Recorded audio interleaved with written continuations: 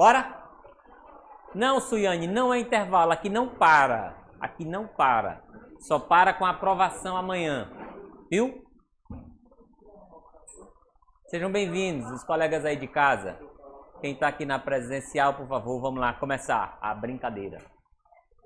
Na verdade, continuar, né? Gente, me encontrei com poucos dos que estão aqui, a turma de casa. Eu não estou conseguindo ver o nome de todos, mas é um prazer reencontrá-los aqui. É verdade, Suiane. Aqui a pancada é seca. Quem não quiser cair, que se deite. Para não. Bora lá.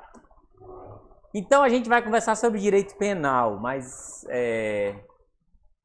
eu tenho visto lá no grupo pessoal ansioso, né? Pessoal assustado com a prova chegando e tal. Relaxem, gente. Olhem para daqui a 5 anos. Olhem para o momento de agora. Como é que vai estar daqui a 5 anos? Eu faço isso demais. Olhe para trás e veja que você já viveu momentos de ansiedade como esse de agora, em relação a outros problemas. Aprovação no vestibular, né? E tal, aquele relacionamento que não estava legal, o que, é que vai acontecer da minha vida, etc, etc.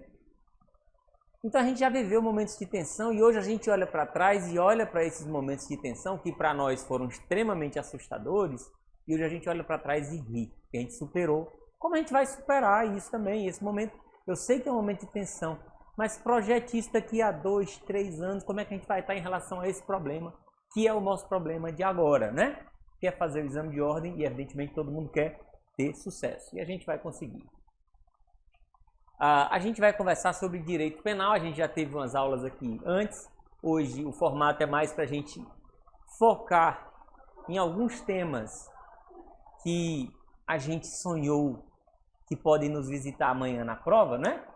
E eu quero focar aqui com vocês sobre o tema da dosimetria da pena. Ô povo para falar alto, parece que tem uma ruma de galinha d'água ali fora.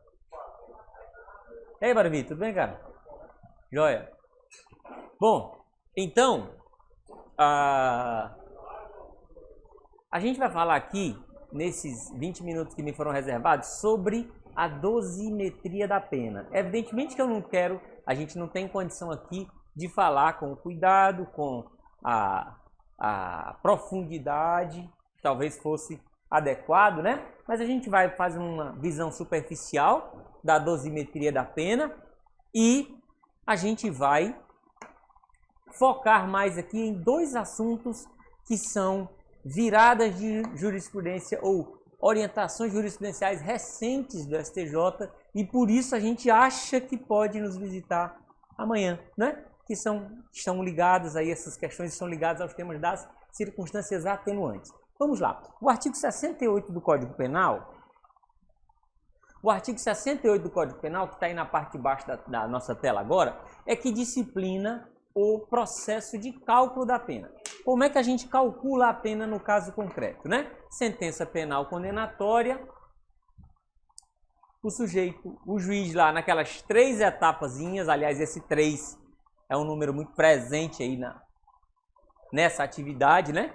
São 3 as etapas da sentença de um modo geral. A gente tem o relatório, a gente tem a fundamentação e a gente tem o chamado dispositivo. E aí o juiz disse, o fulano de tal está condenado pela prática do crime X, crime de roubo, né? Depois dele ter apresentado a fundamentação.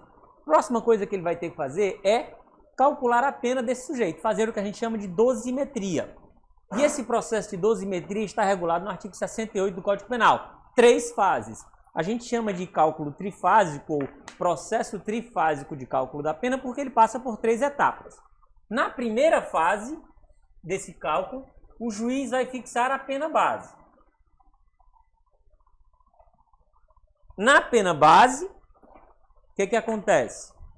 O juiz deverá, para fixar a pena base, ele deverá considerar as chamadas circunstâncias judiciais do artigo 59, que são 8. 8 as circunstâncias judiciais do artigo 59 do Código Penal, que você pode olhar lá.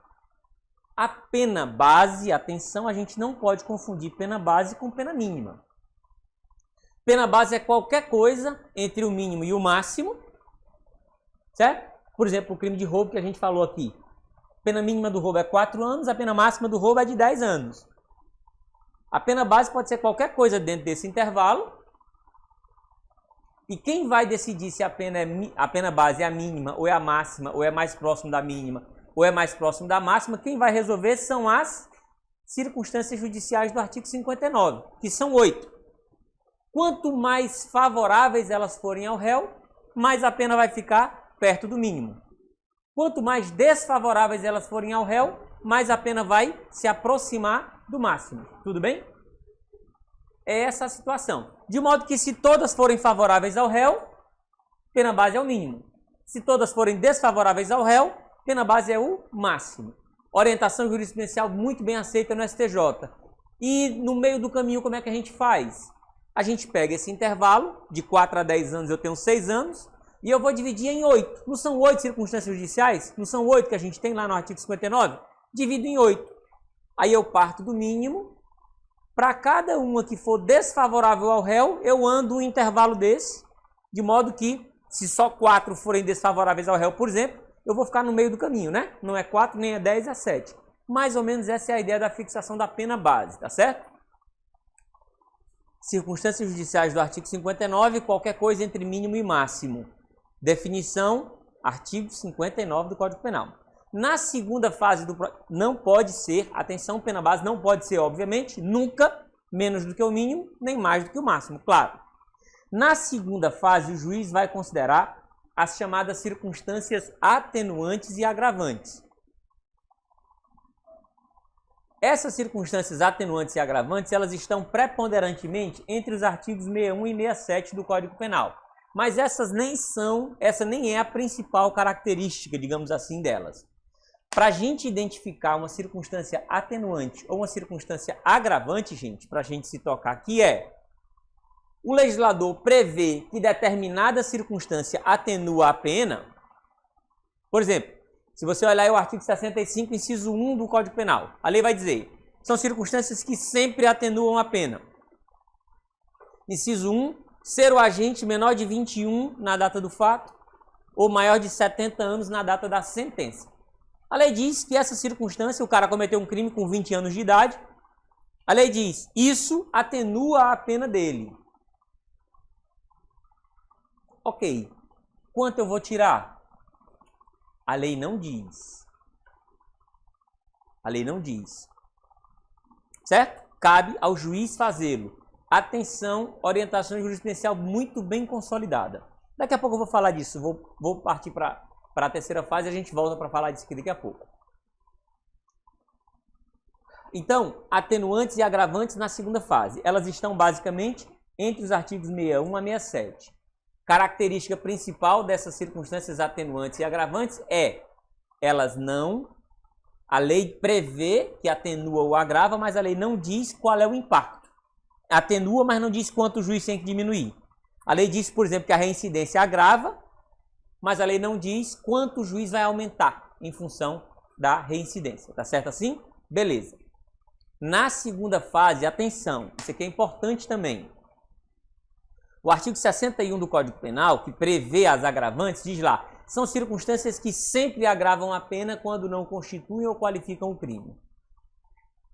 Aí suponhamos que na primeira fase, nessa pena base aqui, o juiz encontrou a pena máxima. Certo? Todas as circunstâncias eram desfavoráveis ao réu e o juiz encontrou a pena máxima. Na pena base. Vamos para a segunda fase. Na segunda fase, onde o juiz vai considerar as atenuantes e as agravantes, suponhamos que o juiz reconhece um agravante. O cara é reincidente. Mas a pena base já está no máximo. O juiz pode aplicar esse agravante e a pena pode passar do máximo? Não pode, gente. Mas o Código Penal diz que a circunstância agravante sempre agrava a pena. Mas aí nós temos um problema de legalidade. Legalidade. Qual é o problema de legalidade? Se o juiz, em virtude de uma circunstância agravante, passar da pena máxima, ele estará aplicando, a máxima para aquele crime, ele estará aplicando uma pena não cominada pela lei. E o que é que a Constituição diz? Não há pena sem prévia cominação legal. Se o juiz pegar um agravante, que a lei só diz que agrava, mas não diz quanto agrava. Se o juiz pegar um agravante e fizer a pena passar do máximo, ele está aplicando uma pena sem autorização legal. Tudo bem? Agravante não pode fazer a pena passar do máximo, do mesmo jeito que atenuante também não pode fazer a pena cair abaixo do mínimo. Quanto a isso, nós temos inclusive súmula do STJ. Súmula 231 do STJ diz isso para nós, certo?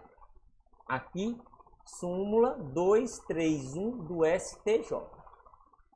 Primeira fase, eu preciso respeitar os limites legais, mínimo e máximo. Segunda fase, preciso respeitar os limites legais, mínimo e máximo. Terceira fase, a gente vai para as causas de aumento ou diminuição, que são também chamadas de majorantes ou minorantes. Nessa terceira fase, agora não. A lei prevê, quando a lei prevê uma causa de aumento ou de diminuição, a própria lei já diz que determinada causa aumenta a pena e ela diz de quanto a pena pode ser aumentada. Por exemplo, o crime de roubo, a pena é entre 4 e 10 anos. Mas se você roubar em concurso de pessoas, foram 2 os agentes que roubaram, aquele velho esquema dos 2 homens numa moto, já ouviram falar disso? 2 homens numa moto roubaram uma pessoa, eu tenho um crime de roubo em concurso de pessoas. O que é que o artigo 157, parágrafo 2º do Código Penal diz para nós? Que quando o roubo é praticado por 2 ou mais pessoas, a pena é aumentada de 1/3 até metade. Então, nesse caso, não é agravante. Certo? Por quê? Porque agravante, a lei diz aumenta ou agrava, mas não diz quanto. Na causa de aumento, no exemplo aqui do roubo, por exemplo, a lei diz aumenta e aumenta de 1/3 até metade.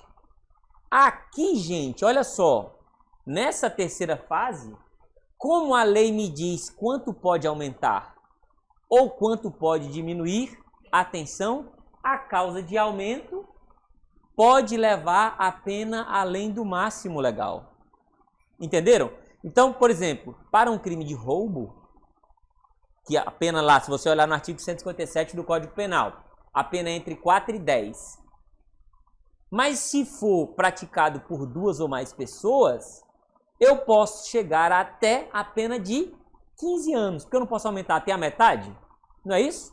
Então, nesse caso, gente, na terceira fase, a gente pode furar esse bloqueiozinho aí, tá certo? A gente pode, então, aplicar pena superior à máxima em virtude da incidência de uma causa de aumento, assim como também a gente pode aplicar uma pena inferior à mínima em virtude de uma causa de diminuição. Artigo 121, parágrafo 1º do Código Penal, prevê o famoso instituto da violenta emoção, né? Se o agente comete homicídio sob domínio de violenta emoção, logo em seguida a injusta provocação da vítima, a pena desse cara pode ser reduzida. E aí a redução, diminuição, pode trazer a pena abaixo do mínimo, tá certo?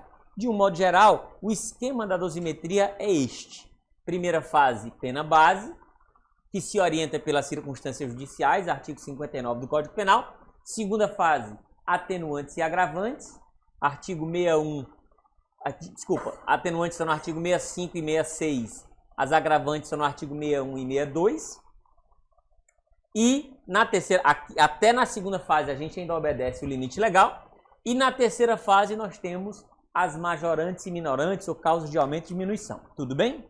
Eu quero que a gente vá conversar agora sobre cada uma dessas circunstâncias de forma muito objetiva, com maior foco naquilo que eu tenho impressão que é o mais importante a gente ver agora, tá certo assim?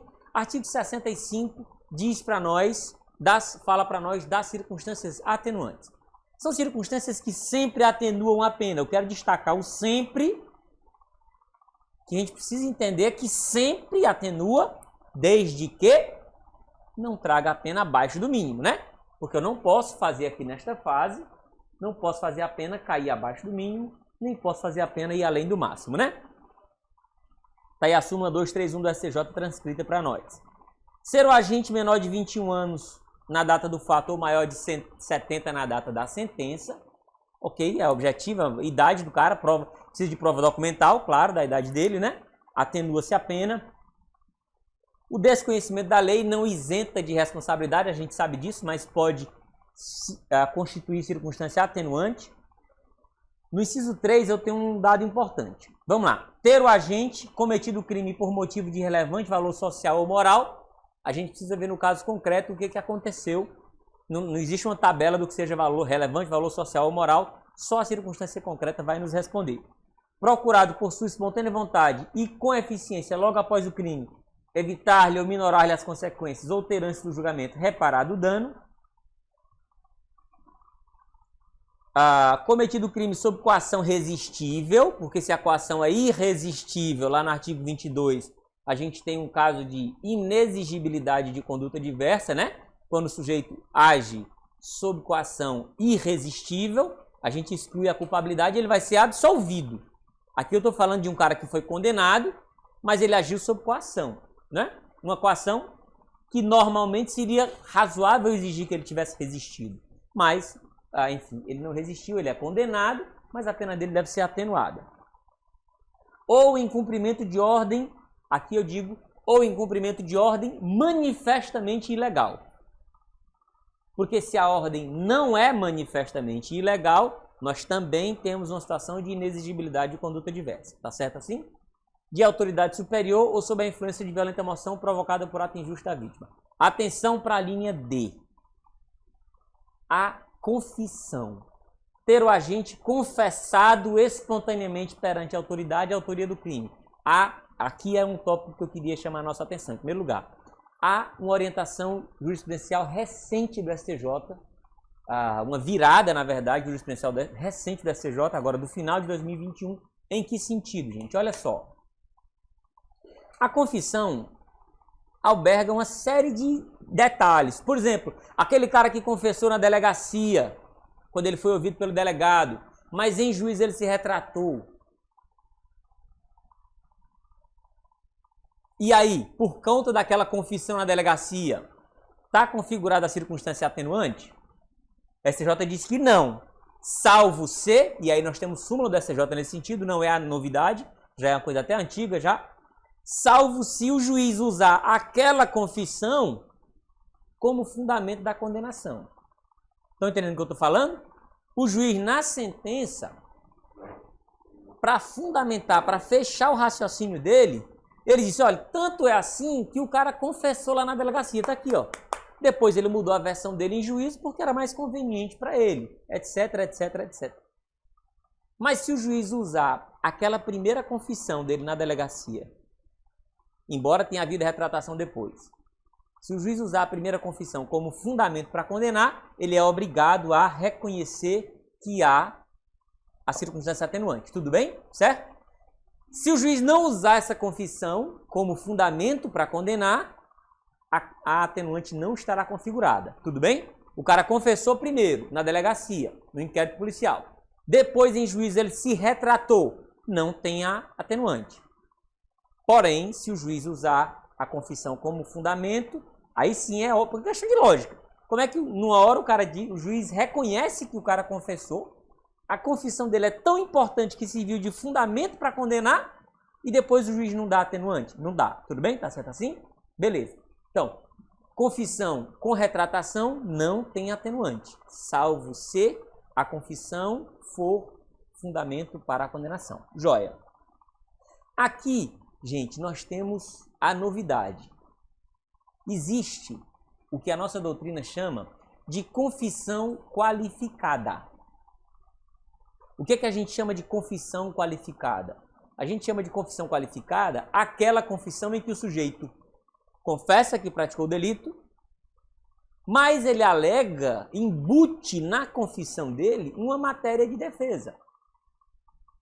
Por exemplo, foi você que matou a vítima? E o cara diz, fui eu, mas eu matei em legítima defesa. Entenderam isso? Ele confessa a autoria, mas ele embute na confissão dele uma tese excludente de ilicitude ou excludente de culpabilidade, por exemplo. Tá certo assim? Eu tinha que fazer isso, senão eu ia morrer. Essa é a ideia. Isso é o que a gente chama de confissão qualificada. Até meados do ano passado, era firme a jurisprudência no sentido de que a confissão qualificada não configurava atenuante. Porque o que se entende é que a confissão premia uma espécie de sentimento de arrependimento do sujeito que confessa para colaborar com a investigação. Mas o cara que embutia uma tese dessa de defesa, que evidentemente a tese foi rejeitada, porque se eu estou falando de dosimetria, eu estou falando de alguém que foi condenado, não é assim? Certo? Então o cara alegou uma legítima defesa, ou um estado de necessidade, ou uma inexigibilidade de conduta diversa, ele alegou uma tese dessa junto com a confissão, e essa tese foi rejeitada, tanto que ele foi condenado. Tudo bem? Então, entendia-se antes que confissão qualificada não caracterizava a circunstância atenuante. Não é mais assim. Virada de jurisprudência do STJ. Firmou-se a compreensão em ambas as turmas do STJ que a confissão, mesmo que qualificada, configura sim circunstância atenuante, tá certo? Que deve ser reconhecida pelo juiz em favor do acusado na segunda fase da dosimetria. Nessa fase aqui, tudo bem? Confissão qualificada configura circunstância atenuante.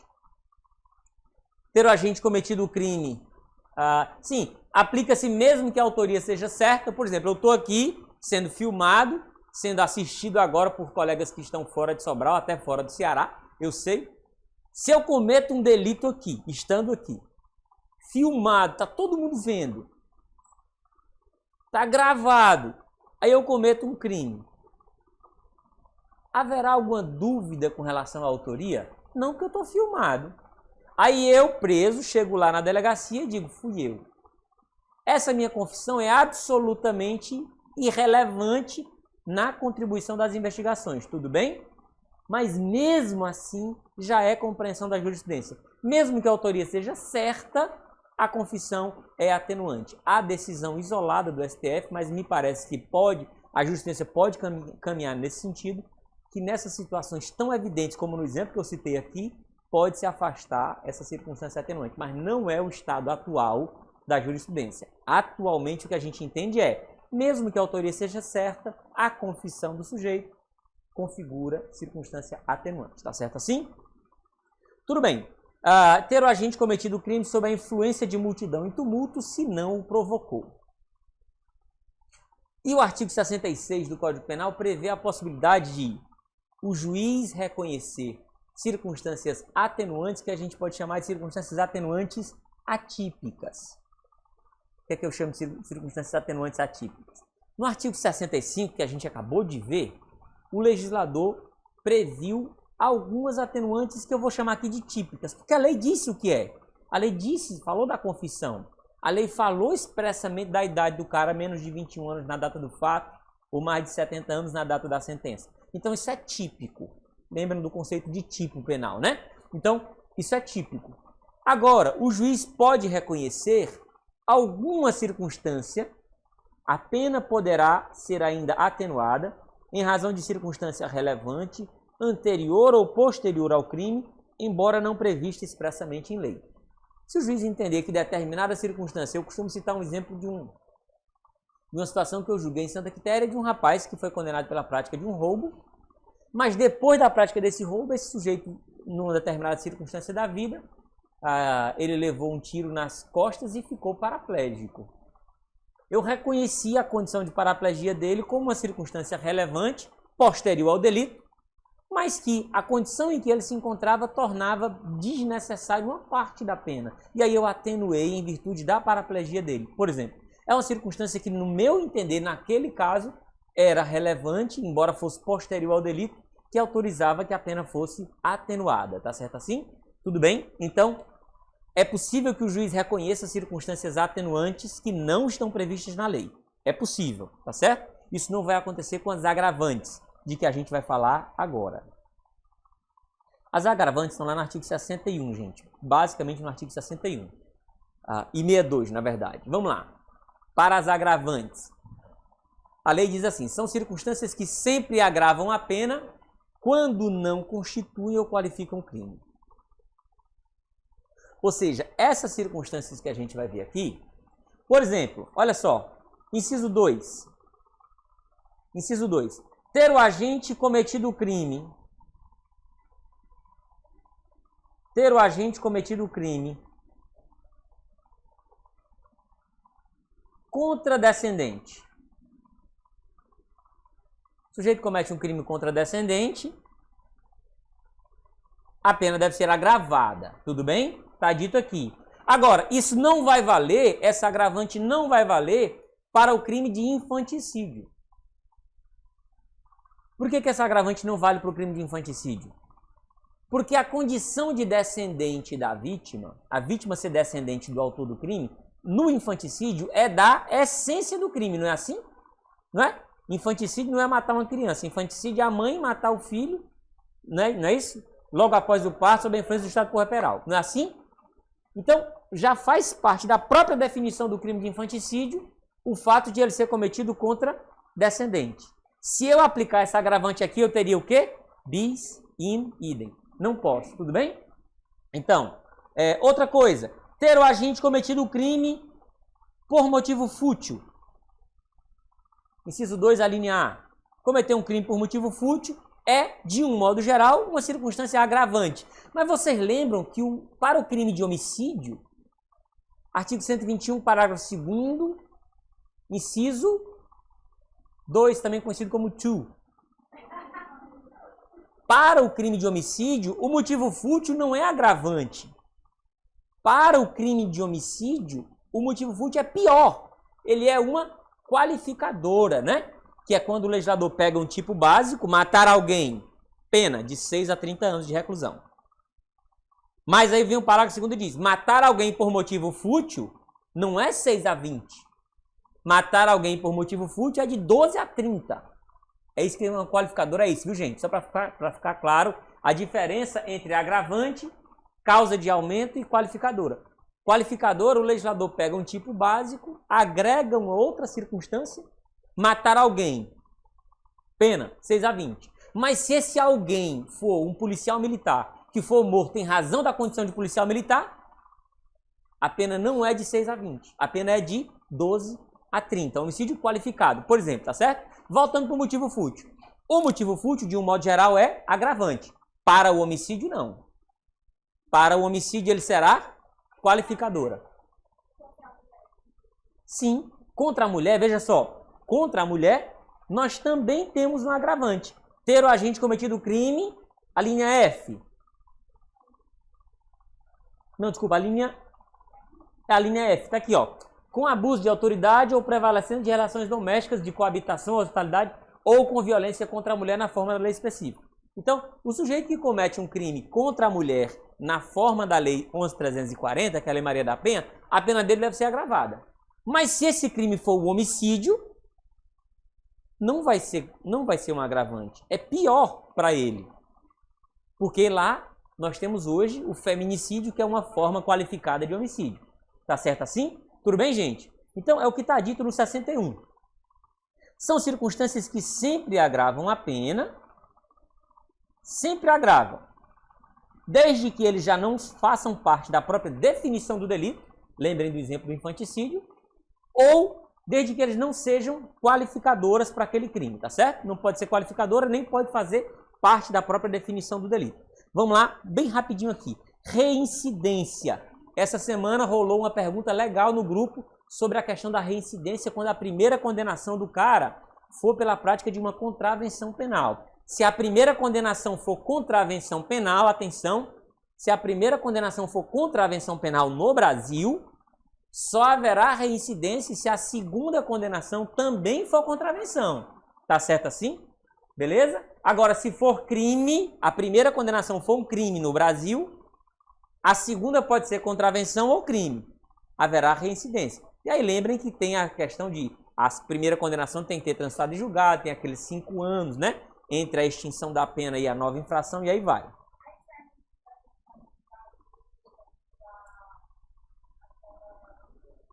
A primeira condenação?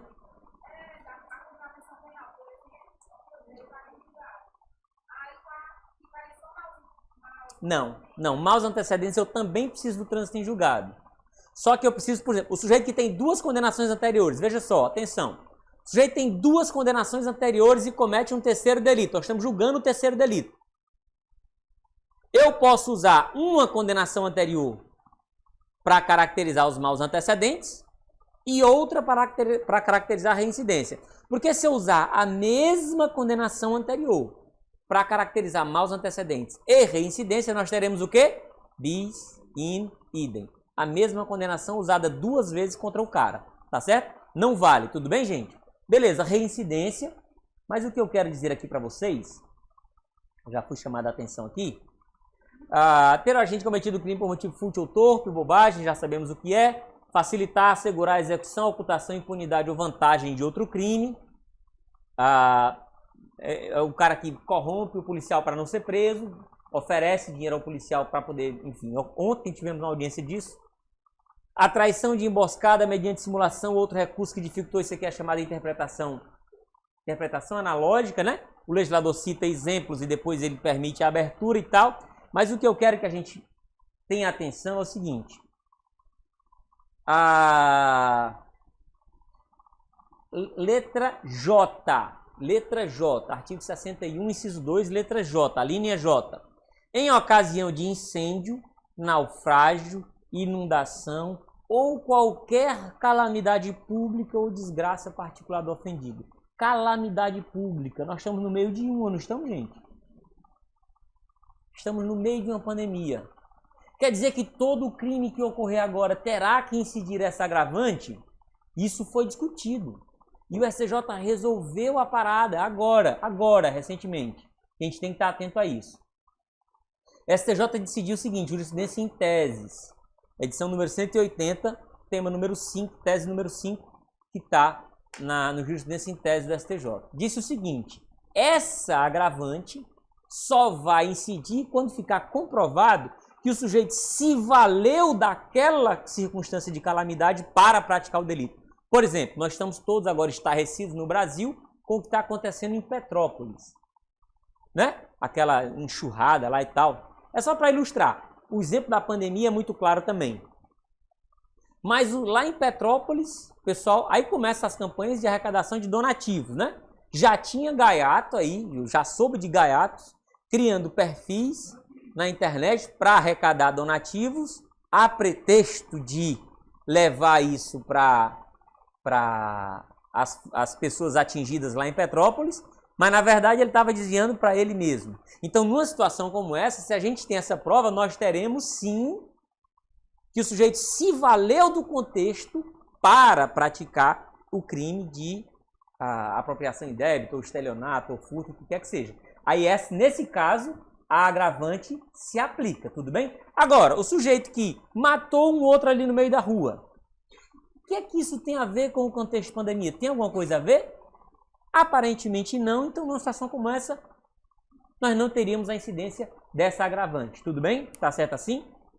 Então, STJ fixou isso, só incide a agravante quando houver exatamente do que se criou, da instabilidade que esse estado de coisas criou para praticar o delito, né? E aí vale para tudo, né?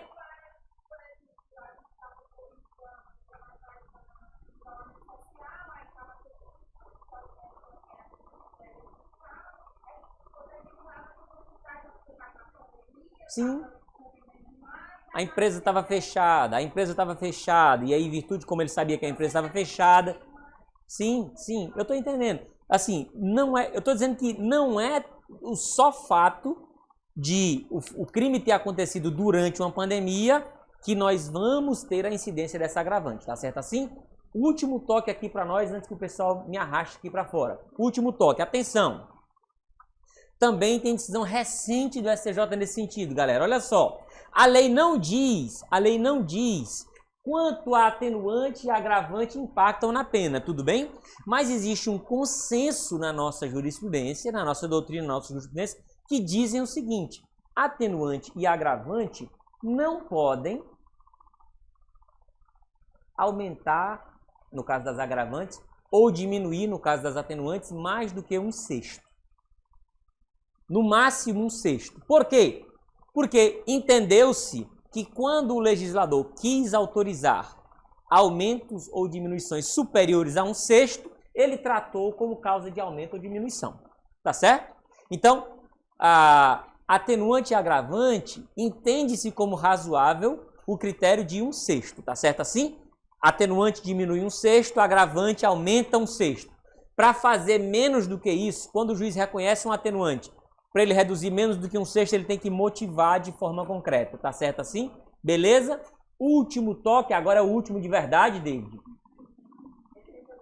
Já está também pacificado que na segunda fase,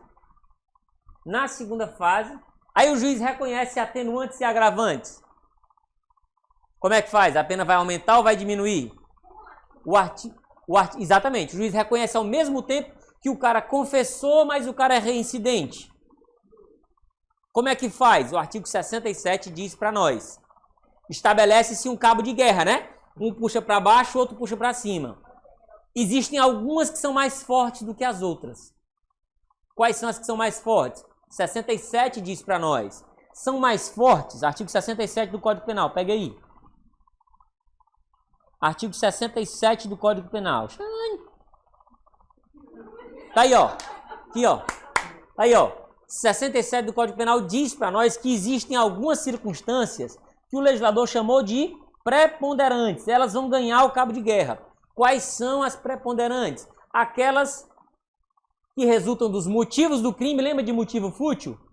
E lembra de motivo de relevante valor moral ou social? Pronto. O dos motivos, a personalidade do agente. Confissão, não. A confissão entende-se que é ligada à personalidade. O fato dele ter menos de 21 anos na data do fato é ligado à personalidade. E da reincidência. Havia muita discussão também na jurisprudência se quando o juiz reconhece de um lado, olha só, que o cara é reincidente, agrava. Mas ele confessou, havia muita discussão e divergência entre STJ e STF se essas duas se compensavam, ou se elas tinham a mesma força ou se tinha alguma que tinha mais força do que a outra. Pacificadíssimo. Reincidência com confissão se anulam. Elas têm o mesmo valor. Não tem mais discussão de que a confissão do agente está ligada à sua personalidade. Daí que ela é uma das chamadas preponderantes. Tá certo assim? Elas se anulam. Agora, por exemplo, se o cara se ele é reincidente, mas ele cometeu crime à traição, que é uma... Se o cara confessou o crime,